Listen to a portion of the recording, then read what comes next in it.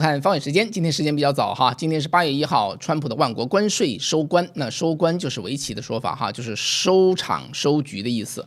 那么最后时刻、最后动作哈，今天这个节目就比较特殊，也比较简单。我跟大家很快的总结一下到底发生了什么哈，以及背后的这个叫做的道理哈。然后呢，接着我要赶去参加美国建国之旅，和我们建国之旅的观众团员们见面。因为我确实没有时间参加8天的建国之旅，我每天都有新闻节目，每天甚至有2个节目哈，所以真的没法去。但是在开头的时候还是要赶去跟大家见个面哈。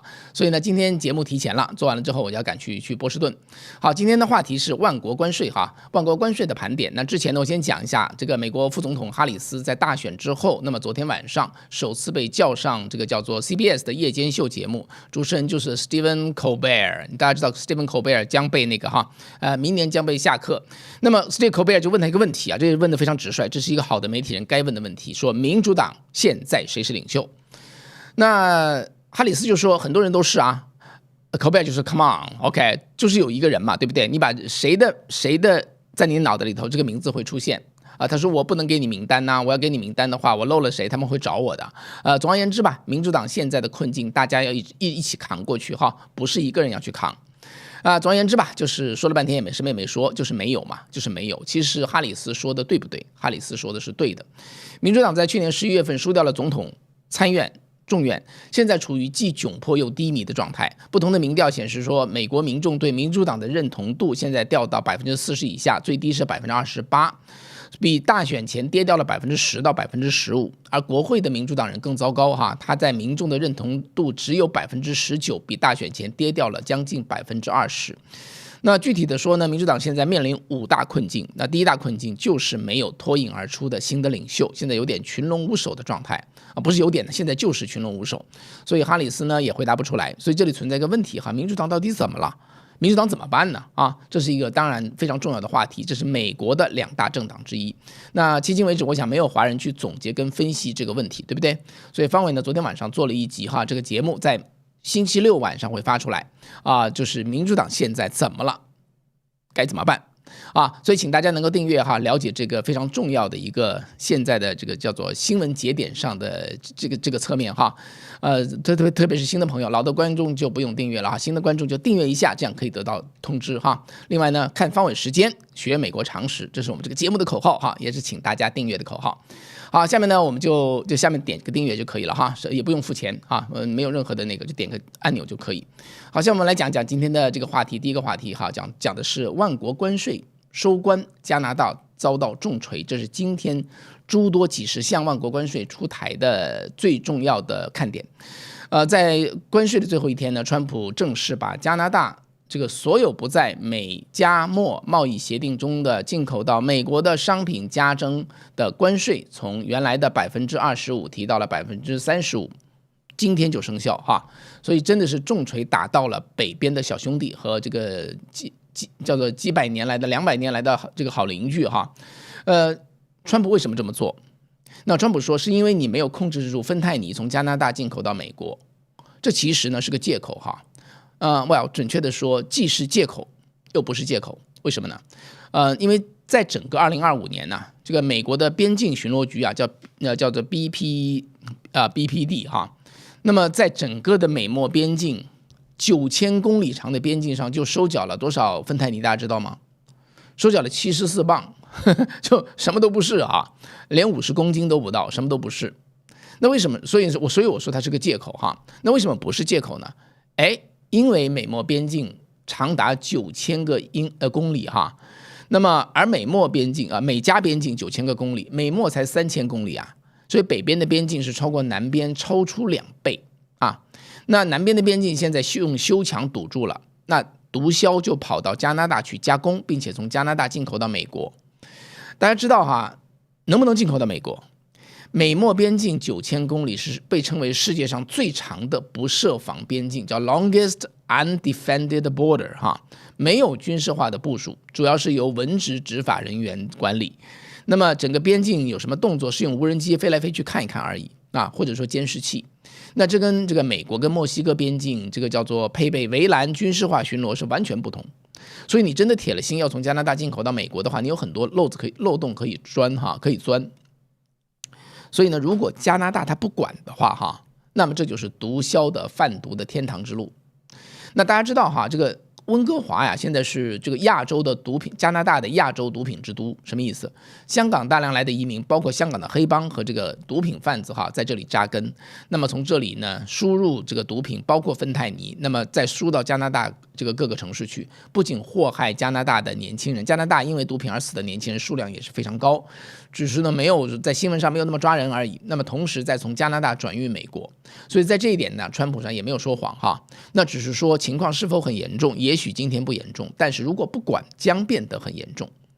所以呢，川普在这个意义上用这个借口呢，我也可以说对但是真正的原因呢，不是这个原因，真正是下面的3大原因。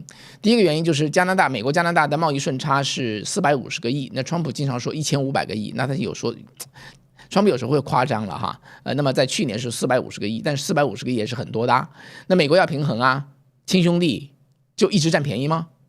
亲兄弟明算账这是第一个原因，我们谁都知道就是美加常年逆差一直在给钱照顾小兄弟，这第一个原因，我们谁都知道这个原因没什么稀罕的，这就是整个万国关税出台的原因。那么第二就是加拿大的应对是完全不合适。那在这个加拿大这个川普跟这个小土豆吵起来的时候呢，加拿大就选了好战的卡尼上台，本来是叫做自由党会输掉的因为这个川普的这个动作，反而是自由党在赢过来。那么好战的卡尼上台呢，他的态度完全是错的当美国给加拿大寄出25%的关税的时候，加拿大不应该报复，但是加拿大选择报复。大家知道谁报复了只有中共和加拿大2个国家报复，没有第3个国家报复大家知道为什么？有人说你是不是说见了川普要跪下来才是对的，不跪下来就不对？不是这样的不是这样的。为什么2个原因因为确实加拿大对美国长期贸易顺差，确实捞了不少钱。人家不给了，对不对？人家今天不给了，一直给你免费给你钱，给你发钞票以后不给了，你抱怨或者私下求情，扮可怜，对不对？请求得对方同情，也就这样做就完了，对不对？你能说在这种情况下人家不给你了，你要跟人家对打吗？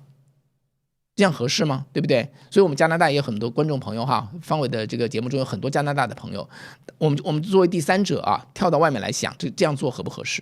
这第一点。第二点，美国的市场你加拿大确实要不是吗？对不对？你既然要，人家要收摆摊费，你能反对吗？你说你收摆摊费，那我也收你摆摊费，那说这个话有用吗？它就是没有用嘛，对不对？为什么呢？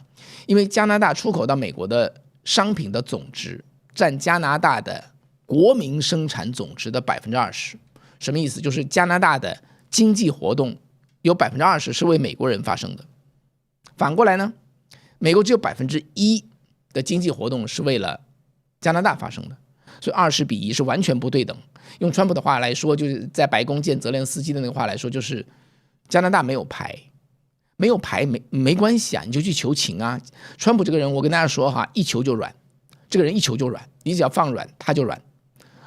所以呢，这个越南就非常非常典型。大家知道越南手里有什么牌？越南什么牌都没有，既没有钱投资美国，又是一个前共产党国家，或者现在还是个共产党国家又是对美国的贸易叫做顺差是巨大，超加拿大的2倍。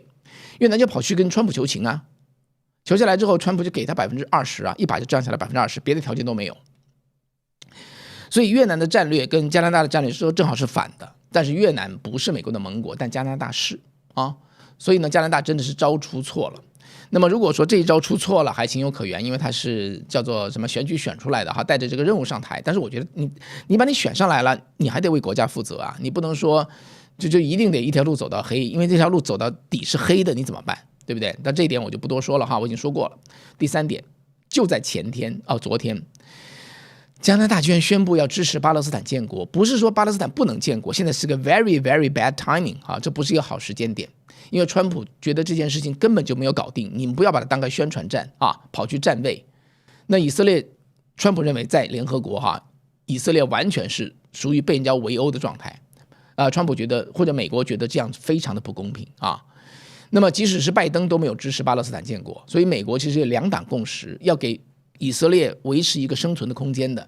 在这种情况下呢，这个马克龙啊，他也不求美国哈，他去支持巴勒斯坦建国就算了，你加拿大也跟上去，所以川普非常的反感。我昨天跟大家说了哈，他说你简直就是自己给自己找事，就等于是把脑袋往窗口的枪口上撞。窗口本来在想我这个枪口对着加拿大要不要扣扳机，你把脑袋再怼上去，所以这怪谁呢？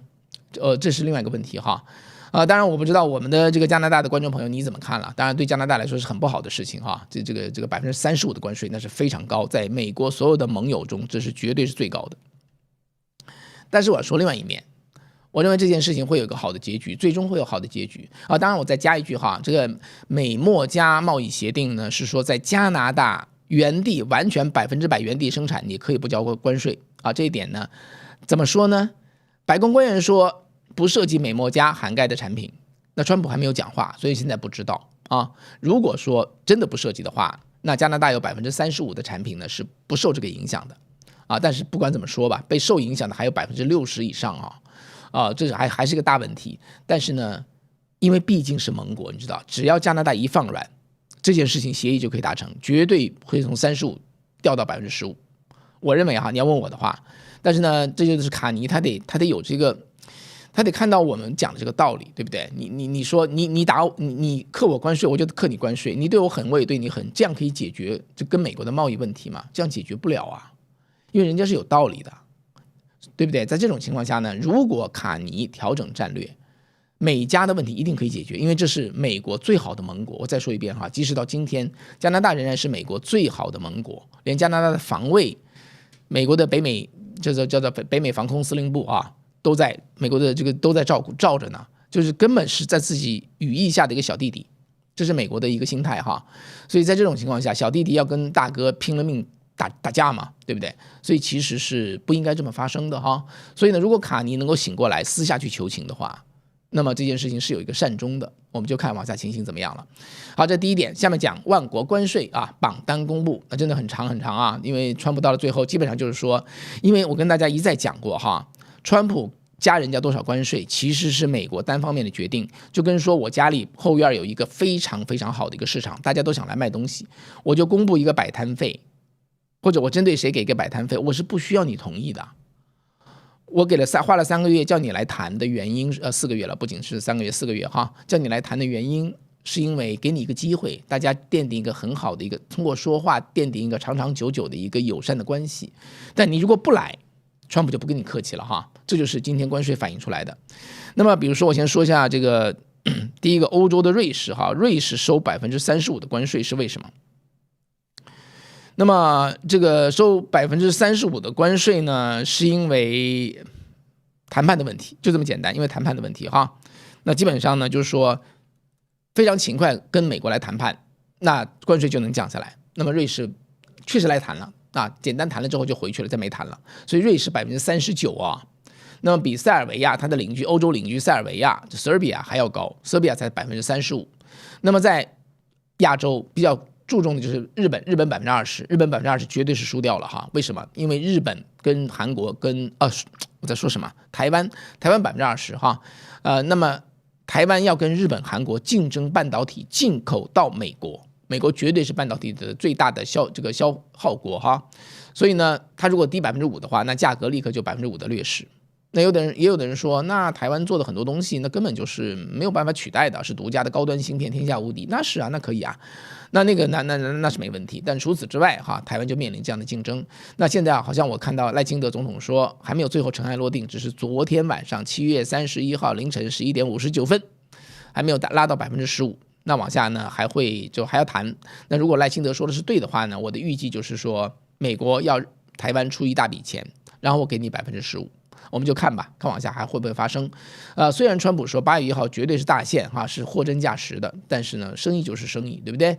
过了之后呢，他再灵活掌握是完全可能的啊。好，那另外呢，就是像东南亚，再说东南亚，马来西亚拿到19%，那也不错，柬埔寨19%，泰国19%。所以这些国家可以说是全赢啊。为什么呢？就是因为他们跟越南一样跑来跟美国求情，包括在打仗的泰柬双方，川普一抡起关税大棒，双方马上就停火哈。特别是泰国跟美国的生意非常多哈，非常多，远远超过巴西2倍。所以呢，川普一把这个关税记起来，他立刻就停火啊。所以呢，但是亚洲也不是个个都听话的，缅甸40%，老挝40%，为什么？很简单呢，他不来谈呗，不来谈就给你这么多哈。那在南亚呢是巴基斯坦19%，印度25%，这就是印度要去怼美国的原因哈，或者从俄罗斯买东西的原因。那孟加拉呀，本来37%都拉到20%。这就说明巴基斯坦跟孟加拉去找美国，还有包括斯里兰卡，原来44%啊，也拉到20%。就是你勤快来找我，你想这全是穷国家，他哪有像欧洲啊或者日本那样，哇一张支票写过来，他更没钱啊。他就是说，哎呀，求求你，我们真的很穷哎，要不要帮我？川普想想看，好吧，给你20%。我没有100%确认的原因哈，我的合理推断就是这样的，我也相信就是这么回事儿。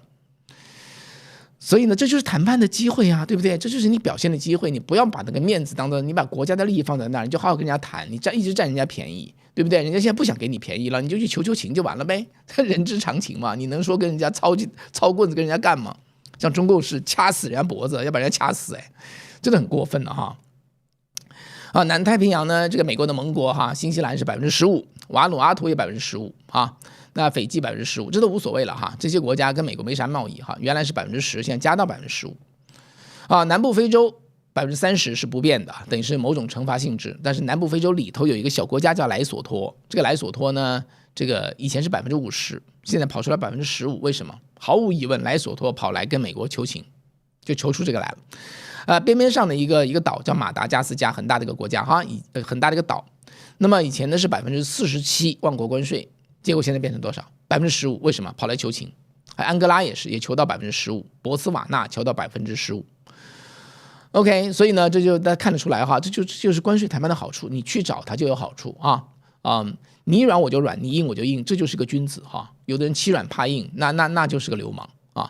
所以川普不是这样的。Anyway， 我们再说一下这个别的中东呢，以色列15%，所以以色列是盟国，谈都不用谈啊，给你15%哈。约旦20%是美国的盟国，叙利亚给他41%哦，所以看得出来，这个叙利亚显然最近不太听话，所以给他41%。伊拉克39%也是不听话的。好，那唯一呢，巴西10%，再加上40%的惩罚关税，所以达到50%，天下第一啊！今天的关税状元是巴西，在这里很奇怪啊，就是那个委内瑞拉居然15%。我不知道发生了什么，这一点我是解读不了的，除非委内瑞拉的 leadership 跑来求川普 ，I don't know， maybe， 我们就看一下哈，看以后真相会不会出来。好，这是这方面的啊。下面2个重要的新闻跟大家说哈，昨天呢是联邦上诉法院听证关于川普关税，你川普有没有自己定关税的权利？这个案子昨天在联邦上诉法院听证，其实是非常紧张的一件事情。OK。也就是说呢，这个诉讼案呢，指的是川普你可以随意定关税的法律依据是什么？大家知道哈，根据美国宪法第1章的第8款有2条 ，Clause 1跟 Clause 3啊，第1跟第3条，美国的国会是订立关税的单位啊。那么所以呢，这个权力不在总统那里，在国会那里。但是100多个国家啊，你都要去由国会一个个去商量关税吗？那么在1977年呢，美国国会通过一个国际紧急经济权利法。OK， 这个经济权利法什么意思？就是在国家紧急状态之下呢，总统或有广泛的权利来处置关税。那川普在1月20号上台之后，马上就宣布国家紧急状态啊。那么他就根据这个就可以动用国家紧急经济权利法。那川普认为说，我做的是完全合法的，完全按照这个法律规定来做的。因为宪法哈不能违反，宪法根据宪法订立的国会通过的法律也是合法的哈，这都是合法的。那反对的意见是什么呢？川普的反对派说，有什么紧急状态啊？没什么紧急的，有什么紧急的啊？拜登都没急啊，哪个总统都没急，你为什么说是国家紧急状态呢？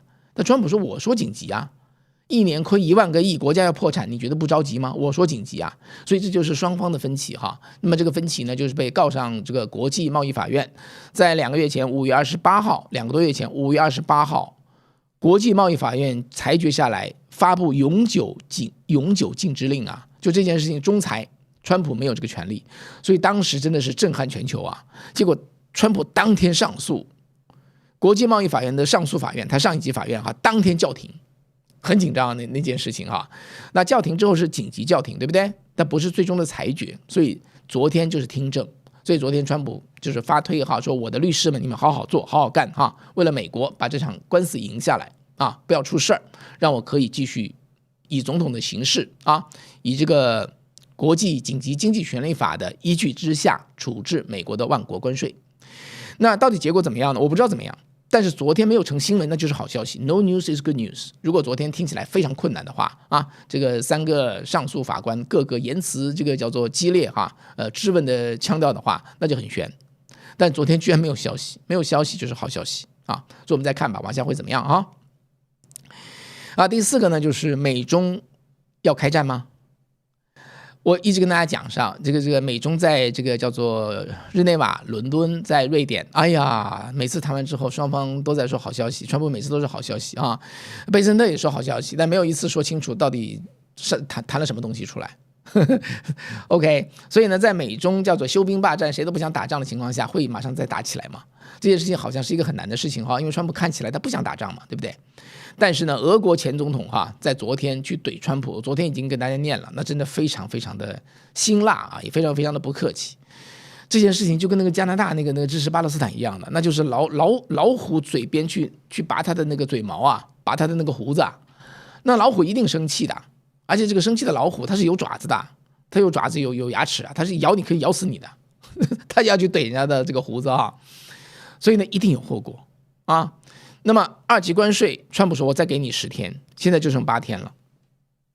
如果川普说到做到的话，100%的关税一定打下去，打到中共身上去，而且很有可能这边昨天有个这个网友就跟我留言说，他说你说的不对，川普他还是会打下去的。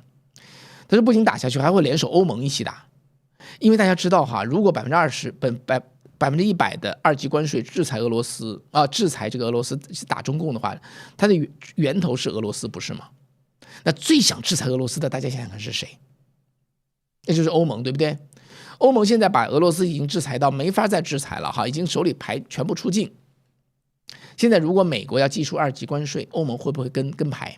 如果欧盟跟牌的话，就意味着美国跟欧洲跟中共不做生意，那就是全球经济大战。或者说全球联手把中国的经济打垮，这很可能就是10天之后的事情会不会发生我不知道那这位网友说，你看贝森特那个自信的样子你看他是怕打仗的人吗？因为我的原则是认为，我觉得美中之间现在还不能倒脱钩，还在往外撤，还没撤到位。第二呢，那个稀土美国现在没有替代方案。就算美国快马加鞭，国防部投资私人企业，赶紧挖矿，这边挖那边挖，你再搞什么稀土资源，再来弄来弄去都得3年3年以上。那在这种情况下，中共给你来个稀土全面禁运，美国撑不撑得住？这是我的问题那也许美国撑得住如果美国对俄罗斯祭出针对中共的2级关税，欧盟一起联手的话，那这个世界就热闹了那真的那就是西方把这个中共一把经济打垮。所以呢，会不会发生呢？你觉得呢？你要问我的话，我不知道，我真的不知道我要知道我就跟大家讲了，我从来不隐瞒我的观点但是我真的不知道大家觉得呢？你们觉得会怎么样？你要觉得会这么发生的话，你就打一个 A 好不好？不要打个 A， 大家看不懂什么意思你就说个就说会做就写个会做。你要觉得不可能不会做的话，就写个不会做好吗？就是会做跟不会，好吧，这2个词，这样大家可以这个观众看留言可以看得清楚。好的，好吧，那今天节目这个短节目就跟大家说到这里在结尾再说一下民主党现在怎么了？民主党应该怎么办？那么民主党的领袖是谁？哈里斯昨天上夜秀节目说不出领袖是谁，那么这个问题谁来解答？那我给大家做了一个专门的一个总结跟分析。那么明天晚上星期六晚上发布所以请大家新的朋友订阅可以及时收到通知，不要错过，然后看完之后给我留言，好吧？好的，那就这样咯，谢谢大家，我要去波士顿啦，这个美国建国之旅跟我们的团员见面非常谢谢大家的这些观众朋友参加那就回来这个如期明天再会给大家做节目，今天晚上就没有早安中国了明天还是如期跟大家做节目。OK， Thank you， 拜拜。